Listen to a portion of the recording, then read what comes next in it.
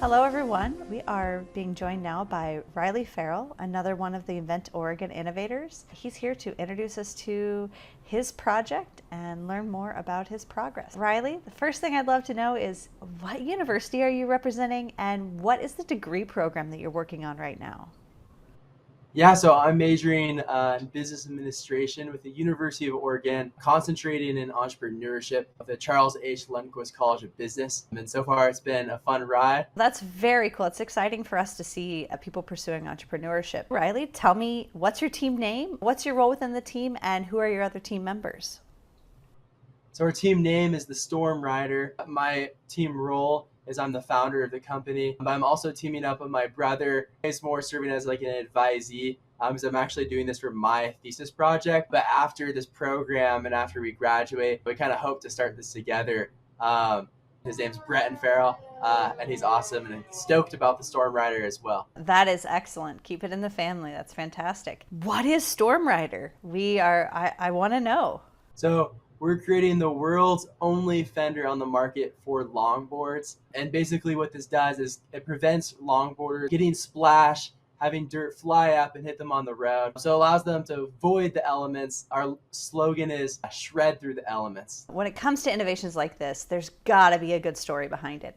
How did you come up with this product idea and also decide to take it further and create something to solve the problem? Yeah, so it started off, me and my brother, we bought a longboard our freshman year of college. And we ended up, we were at the University of Oregon, so we're located in Eugene. And the roads are always wet over here. So we ended up riding our longboards to class when the roads were wet. We ended up walking in super embarrassed because our pants were all wet because all the water splashed up. So then right afterwards, we're like, let's buy like a fender online for longboards. And we were looking it up and there was nothing that popped up. So then we kind of realized this is a viable unmet need, especially after talking to other people who experience the exact same problem. So then we just thought this would be a good business opportunity. And I kind of didn't really start making great progress on it till my junior year when I started making it my thesis. And ever since then, I've been a part of cool programs like this to sort of accelerate my progress and sort of keep me accountable for making little goals throughout the way and meeting like milestones. Yeah, for the That Storm Rider. that's excellent. So other than yourselves, what's your target market for this innovation? In general, who is this really going to be able to serve? Yeah, so this is going to serve the longboarding community. And it's pretty cool because now electric longboards are becoming very popular, especially amongst college students, like commuting to class. But also, I know some adults even that will ride electric longboards to go to work and stuff. So it'll be pretty cool because you have a whole new kind of market that is coming into existence that we can, as well as hopefully maybe someday we could shrink down the Storm Rider's size to even account for the skating community in general. So skateboarders could have it on their wheels, which will actually serve a different purpose. It'll be to kind of be the training wheels for skateboarding because when the deck hits the wheel, it causes the rider to lose control. So basically, this would allow beginners who are new to skating to be able to put on kind of like smaller versions of our Storm Rider and be able to learn how to skate better and safer. That's excellent. Seeing so many opportunities to not only provide a resource that opens up opportunities for people who are wanting to use all alternative transportation, but also safety. It seems like you guys are really, socially conscious, but in an alternative way. What kind of led you down the path to look at, hey, how can we support our community and society to open up all these goals? This is really excellent. Yeah, I think it kind of just started off of us having sort of like always wanting to sort of create something cool.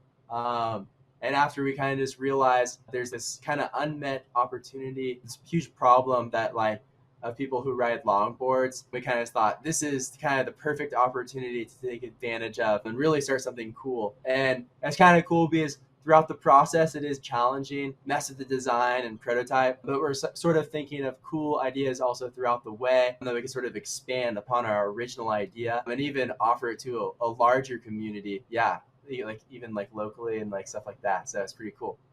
I love that you've shared with us what the future of the project could be, how you really hope to see this being growing into a business post-graduation. I'm inspired, going through both the process that you went through at your university and now through Invent Oregon. What are some things that you've learned about yourself as an innovator? The innovation process of designing prototypes, there's going to be massive obstacles throughout the way, and you kind of just have to really gain value from the process itself rather than beating yourself up if something goes wrong. I just have to be able to sort of learn from those challenges. Yeah, so it's kind of learning just how the process actually works and sort of teaching yourself throughout the way. That's excellent. As you've gone through Invent Oregon, working with mentors, working through boot camp, what are some of the things that you really see as the biggest benefit, the biggest draw for participating in Invent Oregon? I think the design process really showing you how to really not form any sort of biases throughout the prototyping process, because often you're going to create your final product for whatever your target market is. So you're not designing this for yourself, it's really designing it for other people. So it's really learning the design process and how not to form assumptions off yourself, and really how to sort of get your hands dirty. And then also really what I've gained from this whole Invent Oregon process is really just setting those goals and reaching those milestones. So you're really held accountable to actually do stuff, basically. That's excellent. What have you learned about yourself by participating in Invent Oregon, taking it to this next level? The biggest thing that I've learned about myself is that I'm a little bit too hard on myself. I'm a little bit of a perfectionist. So when things in the design process, or even just sort of like things just don't go my way, I kind of beat myself up off of it. But then from sort of this process, I realized how to sort of manage that and really change my outlook on how I view things, and sort of really how to be kinder to myself and be able to manage starting a new venture without like basically having a lot of that stress that comes designing all of that and managing all of that. Yeah. That's excellent. I appreciate you being with us so much today, and look forward to seeing the changes in the prototype from start to finish. You have such an exciting product and so much potential to let your market research influence it and let your material choices influence it. I cannot wait to see what you bring to the stage in June. So thank you so much. I'm excited. Woo! Thank you so much.